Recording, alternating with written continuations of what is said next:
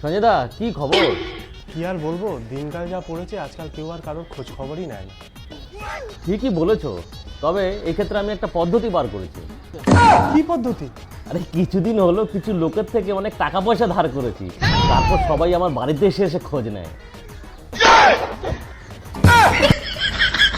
আরে কি করছো? তাড়াতাড়ি সাবস্ক্রাইব করে দাও আর লাইক শেয়ারও করে দাও, কমেন্ট তো করবেই।